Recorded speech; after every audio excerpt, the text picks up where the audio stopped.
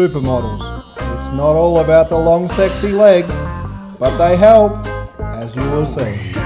Ta-da! And welcome to Joseph's Model Railway and Toy Room. Thank you so much for joining me. As always, you don't need to like, follow or subscribe. Just put the videos out there where I can and have a holly jolly good time doing so. Supermodels. It's not all about the good looks that I deliver to every single video every time. We're talking about your actual models and how to make them look super good. A part of any good model railway is the fact that you're probably going to need some buildings, sheds and other various bits and pieces that will be model kits that you may need to put together. It's not always the case. Sometimes you can purchase Hornby Scaledale or Bachmann Scenecraft, like we see here, which is something that's already pre-done, painted, ready to go, plop it on there. And as I've said before, suits me fine in some applications.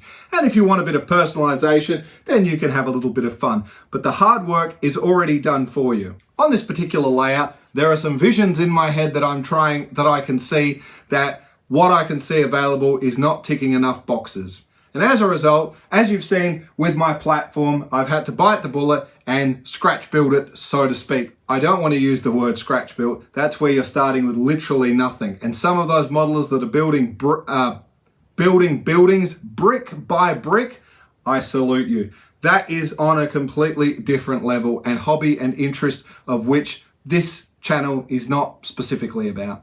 So obviously we need to get some kit models. Now, those of you that have come across using the Hornby kit models before when you're building your track mat up, it's usually a pretty simple kit that just clips together. Sometimes you don't even need any form of glue. You just clip them together and the painting is actually a sticker sheet that will just go on top for the roof or the walls or just some stickers that are attached and you get this lovely little building. Moving up from there, you'll end up with some kit built stuff. Sometimes some of the parts have already been pre-painted for you and sometimes it's absolutely just a bunch of plastic molds and good luck to you. I take no enjoyment from it. It's a situation where when I need to build one of these particular kits, I just want it over and done with as quick as possible. It needs to be built strong, it needs to go the distance, but I don't take any pleasure in doing it. So if I was to go down to my model shop and pick up a kit and look forward to a weekend of sitting down, getting comfortable and just enjoy the thrill of the build, sorry, that one's not for me.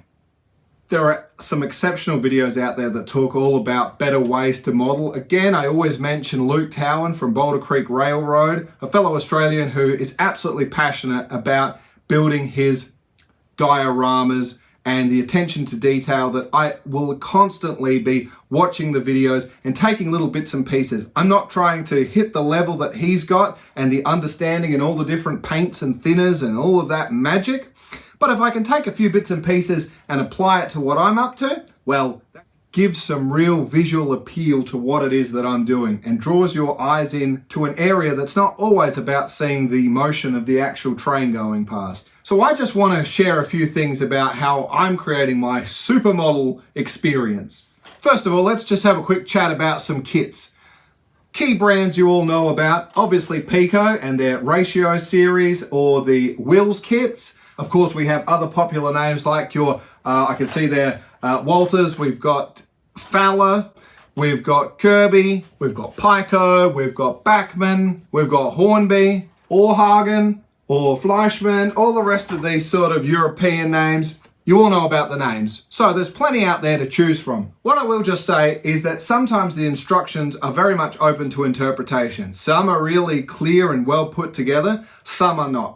Some, as you look at the build process, you say it's going to be easier to paint what we need on the sprue before we start cutting out, and others not. Again, we're not going to bore you with any of that. The one thing I will say about any of these little bits and pieces of kits that I've needed to build, out of all the ones I've been working with, I will just say this Kirby one, and of course the tankers that we've been building, out of all the kits, this probably is the one that has been an enjoyable one to do. Still, I would rather have had this made and just purchased it. However, what I'm saying though is that all the pieces click together when it comes to gluing them together. Everything lines up absolutely perfectly. The build quality is outstanding. The instructions are logical. Just take a moment, you'll be fine. Everything about it, it's very, very good. So I'm more tempted to buy another one of these kits where applicable. Again, the biggest thing we're going to have is this is HO. I am doing a 00 layout. I know there's a lot of sort of crossover, especially if we set something into the distance, but the more 00 I can have, the better, especially for all the forefront stuff. Again, setting it toward the back, we'll live with that. And we do get quite a nice look at the end of the day. It's better than having nothing. As I've mentioned before, with the Fowler kits, what I particularly like about those boxes is they're highly designed to be repurposed and used again. Great German engineering in those. I cannot think of an absolute worst waste of my time and something where I think I would rather be placed into purgatory than to carry on is sitting there carrying on with a lot of these detailed model kits and the people who sit there painting all the figures. If I can find the people that I'm looking for to put on the layout, that's what I'm going to use. If I need to paint a helmet a different color or something like that, so be it. I'm not one of those intricate fine modelers, so that really isn't the appeal for me in this type of hobby. I don't have a state-of-the-art range of brushes. I just keep a handful of key ones that I usually use for a bit of stippling, a little fine one, a little bit of broad stroke, and that works out for me quite well. Again, with paints and colors, generally I module it all together until I end up with a color that's sort of looking good and then go from there. I'm not following formulas. If we just take these canal walls that I'm currently working on at the moment, what happened is once I've glued it and got it together to get that scungy, grungy, sort of murky look that we'd expect of these canal things, I literally took it all. I took an umber wash, I took a dark wash, I then took just an ordinary wash with lots of it to act as the base, and then just kept mixing some different things together, blah, blah, blah, blah, took a sponge, layered it on, layered it on, layered it on. Then when it was done, I took a can of Tamiya black matte spray and a bit of British green, and from a distance, get a few little spickles on there, a light rub with the sponge, come back over with the same mixture after 20 minutes, let it sit there and dry, and we've created this, which looks absolutely terrible, and that's exactly the point I'm going for here. So what is this video about then if I'm trying to talk to you about supermodels? I haven't said anything too inspirational. Well, I'm not trying to. I guess the key thing is, what I want to get across to you is there's a couple of facts of life. I'm certainly heading into my mid-40s at the moment. And for the whole time, I want to point out two strikingly amazing things that maybe other people aren't aware of when it's come to do with this build of the layout. And I hope to carry on as long as I possibly can. One, I don't wear spectacles or glasses. It's all just the original factory fitted eyes that came with me. I'm not saying the best. I'm sure they're not as good as they used to be. And the key thing about that is sometimes when we've got a model that we've got sitting pegged up on a thing and we're trying to look at it and depth of field and that, sometimes that's where when it comes to fine modeling, I don't think that's for me. And I'm not really in a hurry to do anything about it. Bring in my big magnifier and hang it over. Yeah, that's an option we can look down to later in the future. But at the moment, I just like to carry on. I don't like to be tied down with things. I did recently, as you can it's still in the shrink wrap, I did purchase what's been highly recommended, one of these head magnifiers with the lights when it comes to doing detailed stuff. There's been a few things where I thought that could be quite nifty. And with those things, we'll give this a crack and see how we go. Again, for the most part, if my naked eye can't spot the detail that I need to see, this isn't really practical for me. I don't enjoy getting strapped in and getting into fine detail, which brings me to the second most important thing. I don't sit down.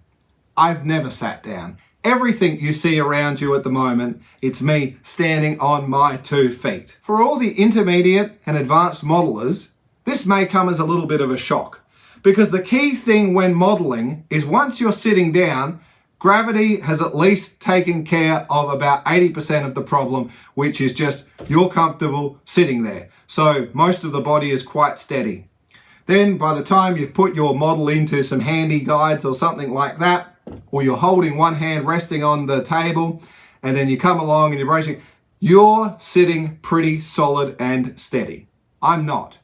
I have no intention about getting a chair and sitting down, because for me, it disrupts my creative flow. Because often I'm doing one thing, hopping over to the next thing, going to the next thing, going to the next thing. So let's just go back to a few photos here regarding these particular tanks that were constructed. This whole thing, excluding the LEDs, which I had to wait on, this whole project took me less than 2 hours and was done at my kitchen bench while I was working on another project. So as I would do one thing and say, oh yes, that looks good. I'll just wait for that glue to dry for 5 minutes. I'll quickly do this, change the bin, put the bin out, come back, set that, glue that up, quick lick of paint on that. That's gonna need 10 minutes. Go and wait, do something else. It's what I do. I don't sit down. I have no intention of ever wanting to sit down. For me, it's all about standing and what works for me. So my number one tip to you, to be a great modeler, to create those supermodels that you love so much and get the best results possible, please sit down. Please make sure you've got clear, crisp, clean vision of what you are doing.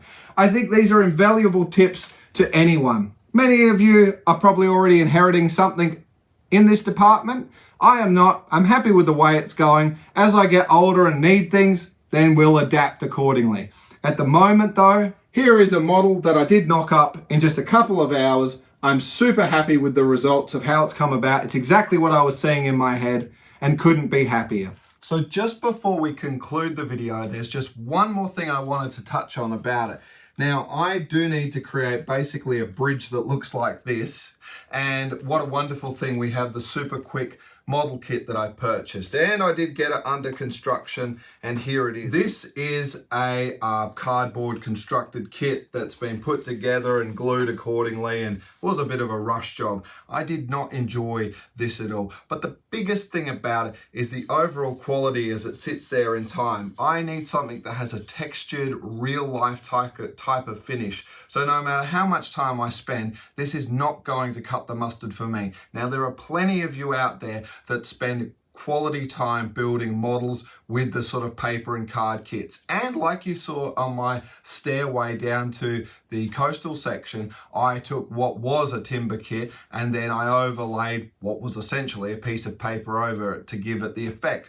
So I'm not saying it's all doom and gloom, but this type of model construction, while it fits perfectly where I need it, I'm sorry, this isn't for me. So unfortunately, while it could be a great model, it won't be a supermodel for me. For all the improvements that can certainly happen with it and happen down the track, that's the thrill of this hobby. There is no the end. But for this video, there is going to be an end. So we're going to wrap it up now.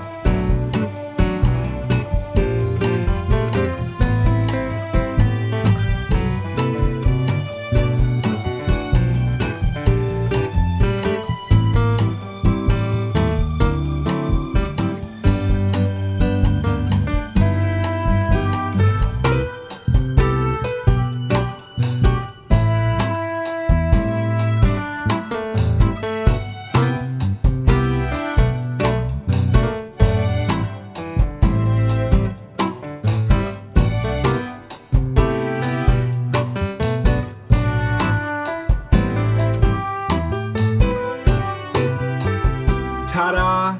And here we go. One completed supermodel. Again, this was all done prior to Christmas 2022, and we are in 2023. It's been over 6 months. The model has been completed, except for these 2 lamp posts, which we were waiting on.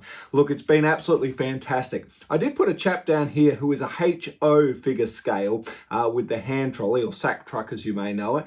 And this is a Bachmann 00 gauge person, just to show that scale and how this really doesn't quite fit where I wanted it to be. But look, I think it's a magnificent project, and of course in the upcoming video we're going to talk all about the Woodland Scenics just plug-in lighting system and how we're achieving this tremendous effect. But basically all the modeling you've seen me do, including the golf course that we've been constructing and everything else, it's me standing on my own 2 feet and using my eyes the way they are. And look, I know it's not absolutely perfect, but I think we're getting a reasonable result here. And remember, we're going to be standing back a bit, not this close to it. Thank you as always, girls and boys, ladies and gentlemen. Stay safe. We'll see you in the next one. you too can be a supermodel as well.